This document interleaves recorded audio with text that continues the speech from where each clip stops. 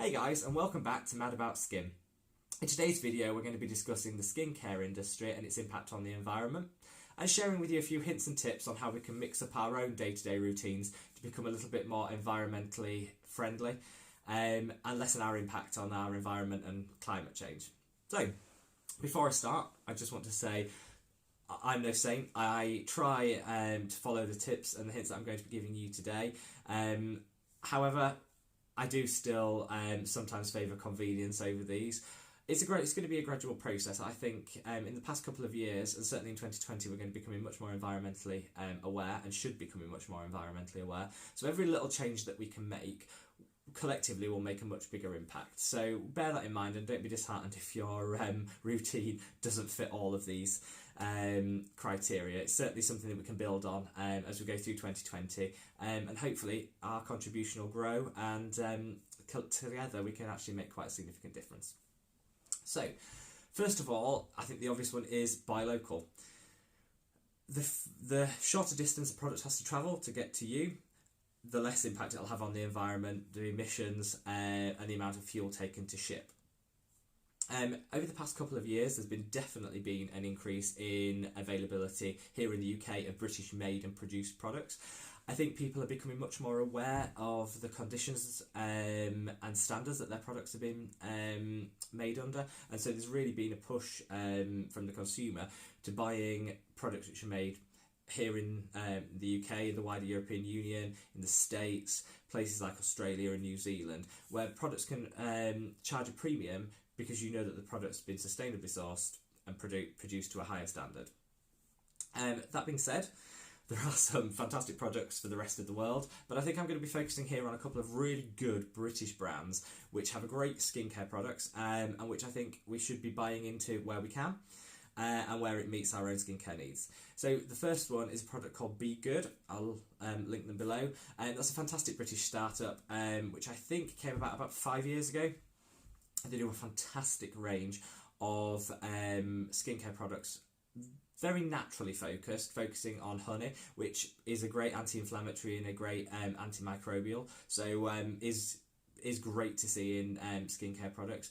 They also have an ethos of supporting wildlife, British bees, and donating to charities which support that. So again, a great brand. Particular favourite of mine is their Glow Serum. Again, I'll link all these below. It's a fantastic serum that gives you a light glow with nothing too heavy, and is really moisturising, so I really enjoy that. They do also have a cleanser, a cleansing balm, which is great if you're using a double cleansing system, which I'd fully recommend as a first cleanse to get off that grime, the makeup. It's fantastic. Second is a company called Neal's Yard. Again, I'll link it below. They focus very much on essential oils, aromatherapy. Their skincare is very much around the sensorial experience and getting those fragrances in. Now, it's not for everybody. Whilst all their fragrances are natural fragrance can still create sensitivity and can still break some people out. So just bear that in mind. But they have some beautiful oils for cleansing with. They have some great moisturisers that are really packed full of natural cleansing ingredients. Natural moisturising ingredients, and I'd fully recommend you check those out. And we've got another product. It's called This Works. So I'm using the Skin Defense Serum from This Works. I've only started using this 2 months ago, so it is a little bit early to tell whether it's doing everything it promises.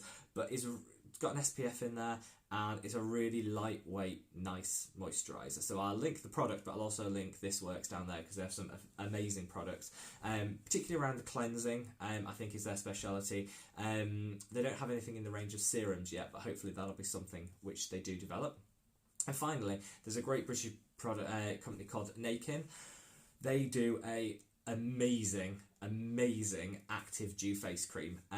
It's my go-to moisturiser when I'm not when I wanted to pamper myself, when I'm if I'm going out, if I need that extra hydration. Their active dew face cream is amazing. It'll plump up the skin, it'll hydrate the skin. I've had no reaction to it. Most of the products in there, ingredients in there, are natural, which is really good to see, and they're a fantastic British made and produced company, so definitely check them out if you're here in the UK. In terms of the US, Obviously, there's a much larger range of products produced in the US. But I think some of the real big ones in terms of skincare are, first of all, Clarisonic. I don't know if I will be doing a video on exfoliating tools, but anyone that's got a Clarisonic, it's fantastic. I tend not to use mine every day. I think it's a little bit too much for the skin, particularly because I use a chemical exfoliant. But if you're looking to have a deep exfoliation once or twice a week, using a tool like a Clarisonic to really get into those pores and clean it out is fantastic. Again, it's American manufactured. So if you're in the US and you're buying one of those, it'll really cut down on your air miles as opposed to some of the other ones that are available. Beauty blender as well. I don't know anybody that doesn't have a beauty blender sponge. Again, manufactured in the US. So if you're a US customer, they have a great range of foundations. I think their foundations tend to be a bit on the dewier side. So if you do like a more matte finish, that might be difficult, but check them out. I personally haven't used them, but I know quite a few people that really do swear by them since it was launched about a year ago. And finally, Mario Badescu does a great range of toners in particular. Again, manufactured in the US. So if you're in the US, that's quite a famous brand, but a really good brand. Again, a little bit heavy on the fragrance for my liking, but if your skin can tolerate fragrance, it's definitely worth a look. So I'll link those below. I think finally, not forgetting those that might be a bit further afield. So if you live over in Australia, there's a great product called line called Aesop. They do gorgeous packaging. I think their thing is packaging. Everything looks classic. It looks great in your bathroom. Obviously, it's travelled miles to get here, so again, I'm not living up to what I preach, but is a really good brand if you want to enjoy an Australian line of skincare. If you're for any Aussie followers of the channel, this is their rose petal, cardamom and black pepper body cleanser shower gel. Amazing. I also really like their balm cleanser. Really like their natural deodorant if you can get that. Not officially skincare, but it is really good if you can get that. And their mouthwash, I think, is one of the best out there if you like a strong, very strong flavour. But check those out.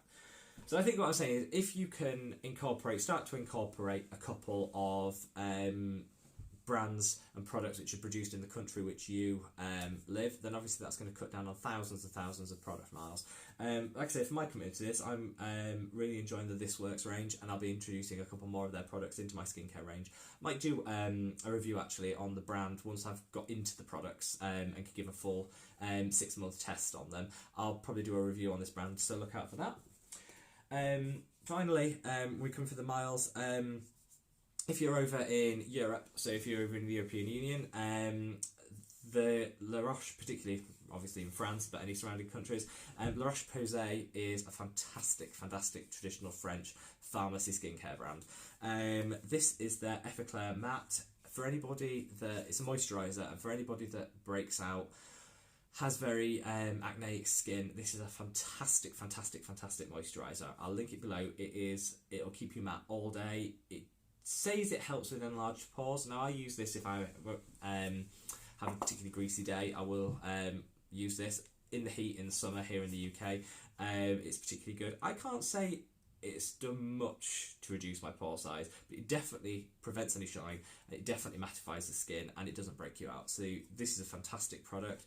The whole La Roche Posay line is great. They do the Effaclar range is for people with acneic, congested skin, but they do ones for they do a Siliplast moisturiser for impaired barrier function on the skin. That's really good. It's also really good for really super dry areas. If you get dry heels, elbows, or patch around the mouth in winter, it's fantastic for dealing with that. So that's first thing. If we all start introducing a few more products, locally sourced products into our range, especially because there's so much out there from indie brands that are really top quality products, natural ingredients, and really do the job. Second of all, I think we look at how we apply our skincare. So the obvious thing to state is don't use too much. So we all have a tendency to layer on and lather on our skincare.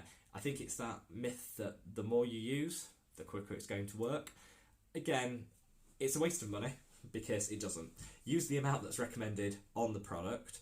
Generally speaking, you should be using a pea-sized amount if it's a serum. You should be using what's called a dime-sized amount. In America, in the UK, we talk about sort of a 5 pence piece size amount of product. If it's a moisturiser, if it's a sunscreen, you should be using about double what you'd use for a moisturiser. Any more than that, and you're not getting the effective. You're not increasing the effectiveness of the product. It's going to make it harder to layer other products on top. If you're looking to layer, you don't want to be putting a full film of something on and then trying to put over the top of it. You're just not going to get the benefits from it. So use the right amount, cut down, you'll be buying less, you'll be saving some money, and also you'll be consuming less, so that's going to be much better for the environment. Second one is makeup wipes. Please, please, please, please, please, if you do one thing in 2020, cut out makeup wipes. You don't need them. They don't add anything to a skincare regime. They don't They don't take the makeup off properly anyway. It's doing your skin more harm than it is good. And all of those wipes, when you think of them, you hold them up. All of those wipes have to go down the toilet or in the bin, end up in landfill, end up in our oceans, littering the beaches. They're so bad for the environment and so unnecessary. So ditch the makeup wipes and use your fingers. A lot of products are designed to heat up. So if you're using a balm or an oil, do it with your fingers. Don't do it with a cotton pad or a washcloth or anything. Do it with your fingers. It's meant to heat up the product. If you wash your hands thoroughly before you do any of these, before you start your skincare regime, there's going to be no contamination, no bacterial cross-contamination. So nothing to worry about. Let's get back to using our hands. Same way it goes if you're using cotton swabs. I use them for my toner every day. Great. I mean, you've got to apply a toner somehow. I choose a cotton swab. I think just be a bit mindful of what you're using. So you can get some toners on the pads, particularly salicylic acid ones tend to come in a pad. Again, that pad has to go in the bin. It's harder to break down than cotton, and I think it's a bit unnecessary. You're paying too much for the product. Get a salicylic acid toner if that's what you want. Put it on a cotton swab. Wipe over the face. I use this size, and again, this is just about being mindful of things. So this is the cotton swab that I happen to buy. I always go organic. I think you're putting it on your skin, fewer chemicals is probably for the best, though I think that's personal preference, and obviously I wouldn't pay massive amounts more for that. But with this, it's too big. If you could easily tear it in two, you only need that size to cleanse with, and that way you're using half the product, you're buying half the amount, so you're saving money, but also you're doing that you're being a bit more efficient with what you're using. So fantastic. Same goes for Q-tips, cotton buds if you're here in the UK. These things end up flushed down the toilet, end up on beaches, clogging up our seas, and they're just really unnecessary. If you've got a blemish and you want to, on your finger, and you pop the product on there, you can get just the same result as you could on a cotton swab. People do like using them for smudging their makeup, their eyeliner. I keep them in. I do keep them in just in case. In which case, make sure you get the ones that are plastic free. So here in the UK, the majority of Q-tips are now plastic free. I believe they're phasing out completely the ones with plastic. These are paper scented, and that's great. So at least they have a chance of biodegrading, even though it's not ideal. And if we can avoid using them, we should.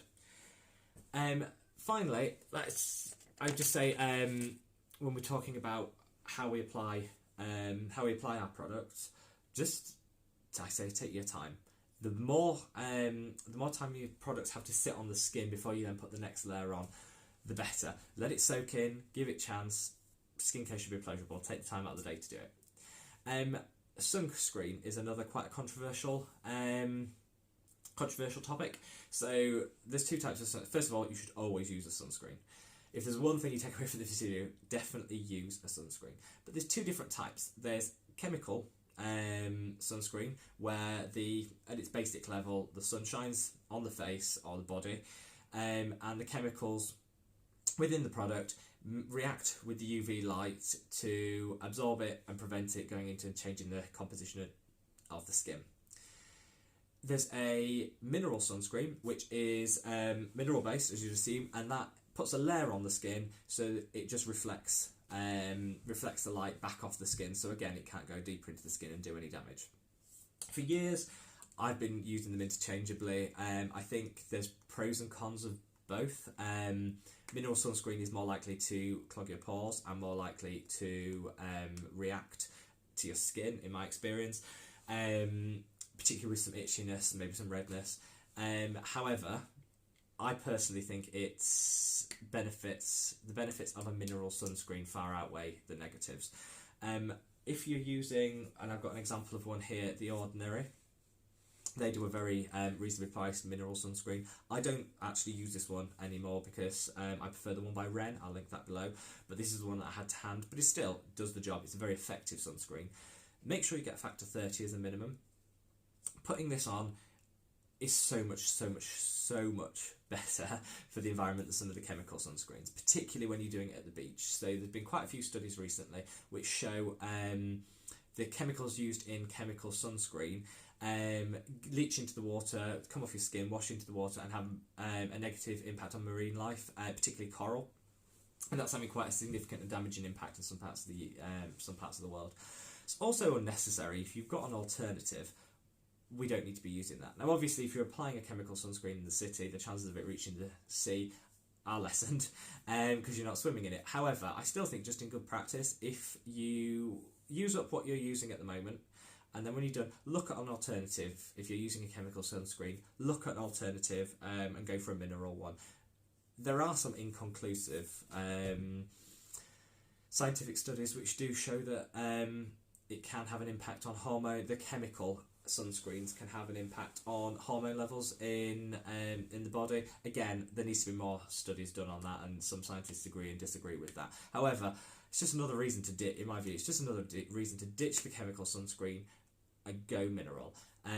Ren, like I say, do a fantastic one which leaves a minimal white cast on the skin, so photographs really well. You won't look like a ghost when you're wearing it.